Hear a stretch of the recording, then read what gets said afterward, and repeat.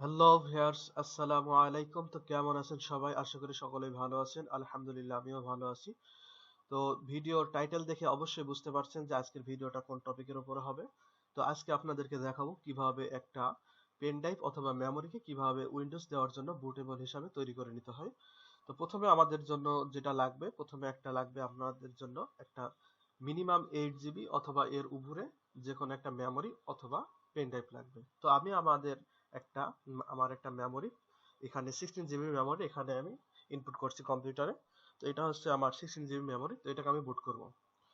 তো এটাকে বুট করার জন্য আমার লাগবে প্রথমে যেটা, সেটা হচ্ছে দুইটা বিষয় লাগবে। সেটা হচ্ছে আইএসও ফাইল। মেন ফাইলটাই হচ্ছে আইএসও ফাইল। এটাতে বুট অবস্থায় থাকে, আইএসও ফাইল এর ভিতরে থাকে। এর ভিতরে উইন্ডোজের ফাইলগুলা সুন্দরভাবে জিপ ফাইলের মতো আর কি এটাকে রাখা হয়। তো এটা নষ্ট হয় না। তো এটার ভিতরে অনেক ধরনের ফাইল থাকে যেগুলা উইন্ডোজ সিকিউরিটি এগুলাকে ভাইরাস হিসাবে এগুলাকে রিমুভ করে দেয়। তো এর ভিতরে ফাইল যদি মিস হয় তাহলে এখানে সমস্যা হতে পারে, উইন্ডোজে বিভিন্ন রকম প্রবলেম হয়।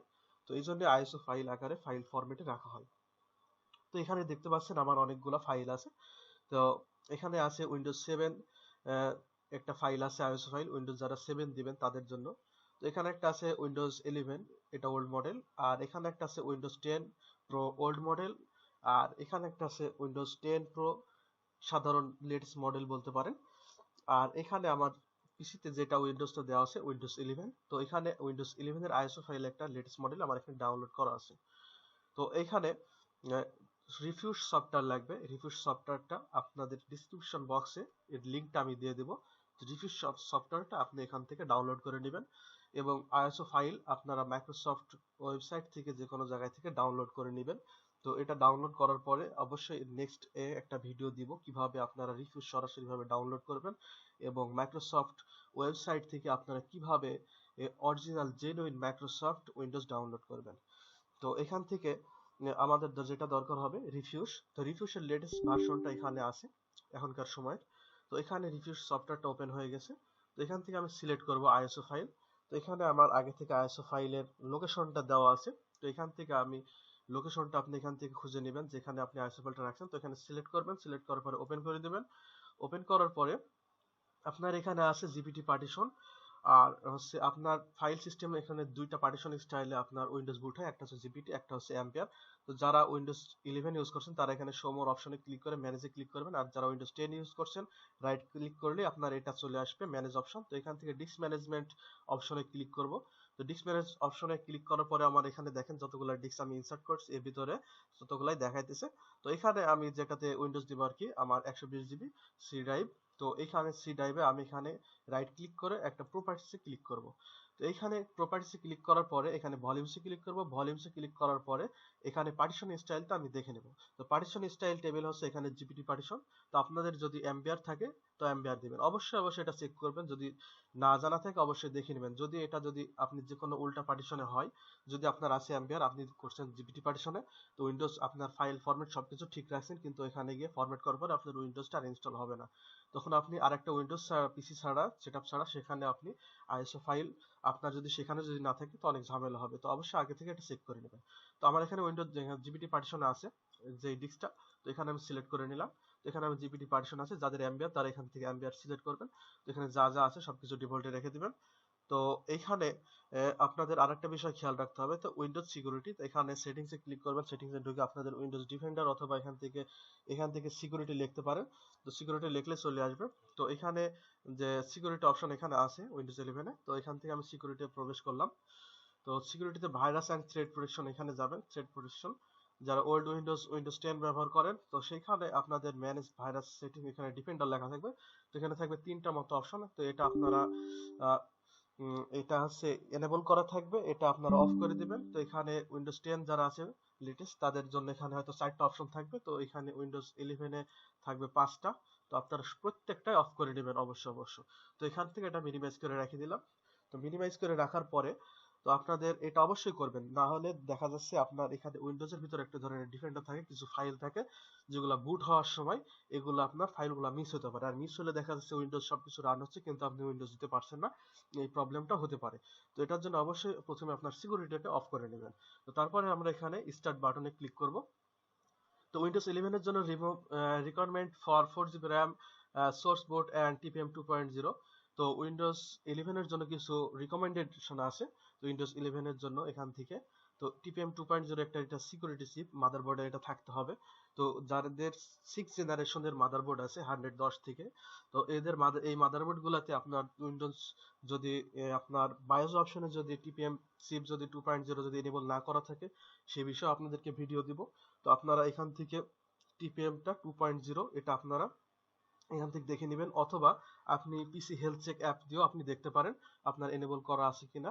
তো এখান থেকে আপনি সোর্স বোর্ডটাও এখান থেকে আপনার কনফিগারেশন করতে হবে, এবং 4 জিবি র্যাম। তো 4 জিবি র্যাম মূলত সেখানে লাগবে। তো 4 জিবি র্যামটা আপনার শুধুমাত্র যেই উইন্ডোজ সিস্টেমটা আছে উইন্ডোজটা ইনস্টল হওয়ার জন্যই 4 জিবি র্যাম লাগবে। তো এখান থেকে আপনাকে দেখাই, তাহলে এখান থেকে একটা যদি দেখা যাচ্ছে যে এখানে র্যাম, তো যেহেতু আমি স্ক্রিন রেকর্ড করতেছি তো সেইখানে এখানে দেখা যাচ্ছে 5.1 জিবি। তো এর ইউজ 4 জিবি 5 জিবির মতো ইউজ হইতেছে। তো রেকর্ড করতেছি এটাতে আমার 5 জিবি এভারেজে ইউজ হইতেছে। তাহলে বুঝতে পারছেন এখানে মিনিমাম 8 জিবি হতে হবে, যেগুলো রাইজেন 5600 দিয়ে বিল্ড করছেন যারা, এবং ইন্টেলের 10 জেনারেশন দিয়ে পিসি যারা বিল্ড করছেন তাদের জন্য এটা হচ্ছে মিনিমাম 8 জিবি রাখবেন, অথবা 8 জেনারেশন চালাতে পারেন। তো 16 জিবি র্যাম আপনার জন্য রিকমেন্ডেড থাকবে যদি যারা উইন্ডোজ 11 চালাবেন। আর এর যদি নিচে যদি কনফিগারেশন থাকে DDR3 মাদারবোর্ড, তাহলে এখনকার যে উইন্ডোজ 11 গুলো আছে এগুলো আপনি চালাতে গেলে একবার উইন্ডোজ শেষ হওয়ার পরই আপনি ওয়েলকাম হবে, সাথে সাথে আপনার পিসিতে কোনো ফাইল ওপেন করতে গেলে আপনার পিসি ল্যাগ হয়ে যাবে, এমন ভাবে হ্যাং হবে, ছাড়বে না। তো তাদের জন্য রিকমেন্ডেড থাকবে উইন্ডোজ 11 আপনারা চালাবেন না। তো এখানে 4 জিবি র্যাম আছে। তো এটা আছে যদি রিমুভ করে দিই তাহলে এটার জন্য রিকমেন্ডের জন্য টেস্ট আর করবে না। তো এটা আমি এটা রাখতেও পারি নাও রাখতে পারি, যেহেতু আমার 16 জিবি র্যাম আছে, সোর্স বোর্ড আছে, এবং এটা কনফিগার করা আছে, এবং টিপিএম 2.0 চিপটাও আমার এটা সেটা এনেবল করা আছে, কনফিগারেশন করা আছে। তো এখান থেকে আমি এটা রিমুভ থাকছে, এখান থেকে আর আপনারা কিছু করবেন না। তো এখান থেকে ওকে বাটনে আমরা ক্লিক করব। তো ওকে বাটনে ক্লিক করার পরে এই ফাইলটা রেডি হচ্ছে।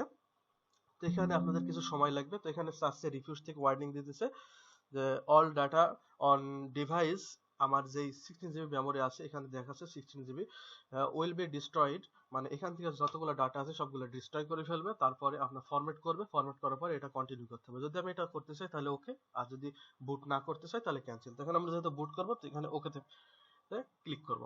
তো ওকেতে ক্লিক করার পরে দেখেন এখানে আমাদের সিস্টেম ফাইল কনফিগারেশন এখান থেকে কমপ্লিট হইতেছে। তো এখান থেকে এখন কিছু সময় লাগবে, এটা আপনার পিসির কনফিগারেশন, আইএসও ফাইল সাইজ, এবং আপনার যে মেমোরি বা পেন ড্রাইভ ইউজ করছেন সেটার উপরেও ডিপেন্ড করবে। তো এখানে আমরা কিছু সময়ের জন্য অপেক্ষা করব, এটাকে এটা রেডি যতক্ষণ রেডি হচ্ছে আমরা কিছুক্ষণ অপেক্ষা করি।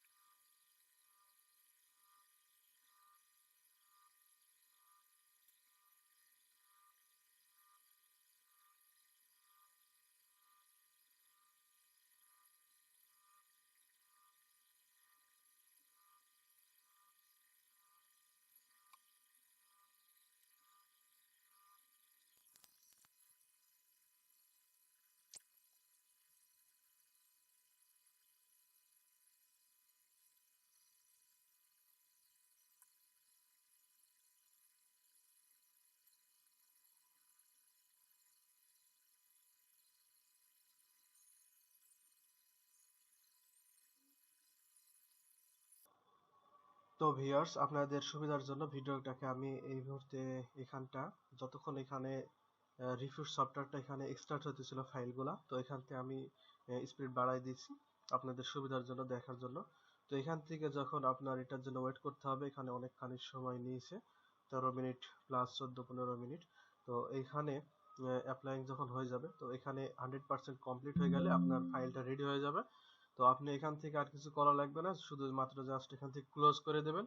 তো ক্লোজ করে দেওয়ার পরে আপনি আপনার এখানে দিস পিসি ক্লিক করবেন। তো এখান থেকে আপনার যদি এরকম লোগো চলে আসবে তাহলে আপনার উইন্ডোজ এটা বুট হয়ে গেছে। আর যদি না আসে তাহলে আপনার পেন ড্রাইভটা খুলে বা মেমোরিটা খুলে যেটা বুট করলেন আবার ইনসার্ট করবেন, তাহলে দেখবেন যে হয়তো এই লোগোটা আবার চলে আসছে রিফ্রেশ দিয়ে। তো যারা যারা তখন ভিডিও দেখতেছেন তাদের যদি মনে হয় যেন একটু যদি হেল্প হয়ে থাকে ভিডিওটা, তো অবশ্যই লাইক এবং সাবস্ক্রাইব করে আমাদের পাশে থাকবেন এবং আমাদের চ্যানেলটাকে সাবস্ক্রাইব করবেন। এবং আশা করি সকলকে, যারা যারা ভিডিও শেষ পর্যন্ত দেখছেন তাদের সকলকে ধন্যবাদ। আসসালামু আলাইকুম।